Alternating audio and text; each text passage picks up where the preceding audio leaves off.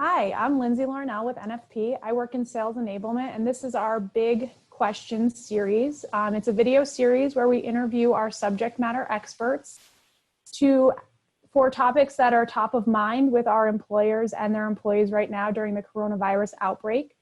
Joining me today, I have Dave Lee. He's Managing Director from NFP's own RX Solutions. And so I'm going to go ahead and let him introduce himself, tell you a little bit about his background before we dive into the questions. Great. Thanks, Lindsey. As Lindsey mentioned, my name is Dave Lee. I'm the co-managing director of our RX Solutions division at NFP. I've spent a little over 30 years in the pharmaceutical and PBM industries. Most recently, I was the president of a large PBM in the Southeast region, covering a little over 9 million lives. I've been with RX Solutions and NFP the last couple of years. And obviously, these are unprecedented times from a lot of perspectives, but hopefully these Q&A sessions are beneficial for all of you. Great. Thanks, Dave. Appreciate that. So I'm going to go ahead and jump right into some of the questions that we've been getting. So recently, we've received some questions regarding carrier and PBMs eliminating caps on the maximum refills to allow for people to prepare for those long-term quarantines or potential shelters at home. Can you tell us if this is something that's being deployed right now? We're not seeing too many PBMs actually waiving the maximum quantities you can fill on an actual prescription. However, we are seeing some of the PBMs waive what we call the refill too soon edit, and refill too soon edits are in place to ensure patients aren't refilling their prescriptions too early. Usually PBMs require a patient to at least complete about 75% of a medication before they can receive a refill. However, we're seeing a lot of those edits being waived. Therefore, patients can literally refill prescriptions daily as long as they do have refills left on their prescription. To put it in perspective, 2 of our 3 PBM partners, both Optum and CVS, has agreed to waive the refill too soon edit, and Express Scripts ESI is still contemplating that subject. Got it.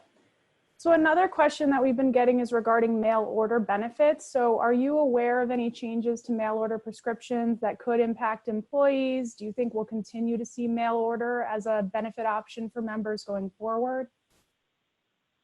That's a really good question. No real changes contractually, nor do I see any changes to the rules and requirements around mail order. However, I do expect that we're going to see a spike in mail order moving forward as more and more folks are quarantined. The good news is that mail order is available to 100% of our RX Solutions clients through their respective PBMs, so that's not new.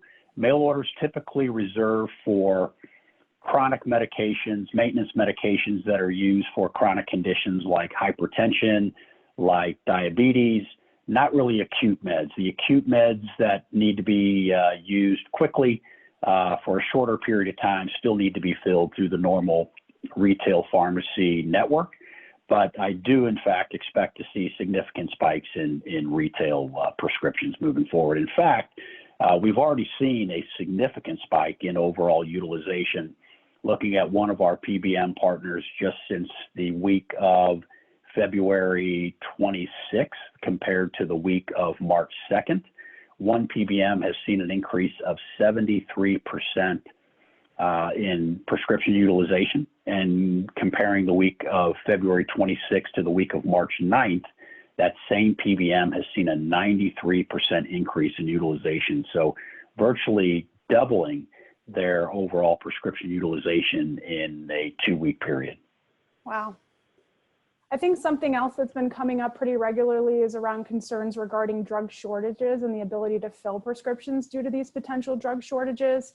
You know, from what we know today, are we aware of any potential drug shortages? Will people have the ability to get extra prescriptions in case of shortages? Yeah, that's a great question too. We at RX Solutions are in daily contact with all of our 3 PBM partners, and they are in daily contact with many of their pharma manufacturer suppliers. Without exception, we are getting unanimous feedback from the PBMs that none of the pharma manufacturers that they deal with right now are in any kind of a shortage, nor do they expect to see any shortage in the near future with raw materials needed to actually manufacture the drugs moving forward.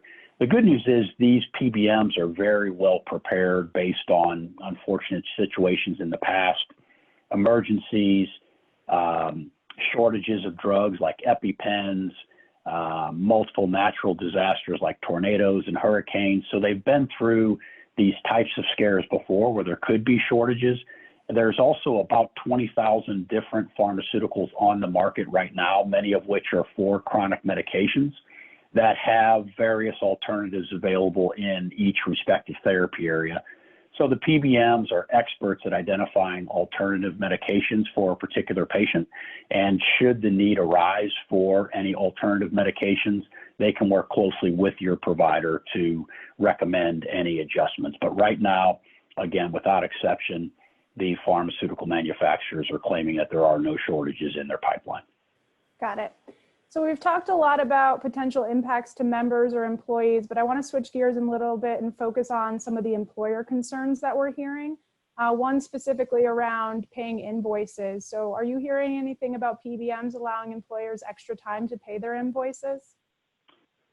I'm not hearing any formal changes to payment terms. And the reason is there's a lot of downstream effects if that payment stream is changed. So for example, PBMs need to pay their pharmacy networks weekly for all the drugs that they process and adjudicate on behalf of all of their clients.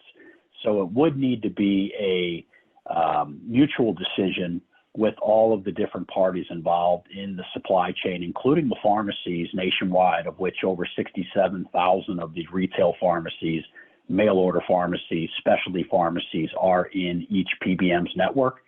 So that would be a pretty big undertaking for them to literally negotiate different payment terms with every pharmacy out there. It'd be difficult. It's not insurmountable, but at this point, I have not heard of any adjustments or extensions to the payment terms. If anybody has any questions around their respective payment terms to the PBM, feel free to reach out to your RX Solutions account manager. You could also refer to your respective PBM agreement. I know all the timing is laid out in those respective agreements, but we're here to help. If there's any concerns, feel free to reach out, and we'll do our best to address the situation. Great. And I think one last question as it relates to employer concerns. At this time, do we think employers will experience any delays in their rebate payments? As of today, no. We have talked to all three of our PBMs. We do have very tight contractual language regarding those quarterly rebate payments.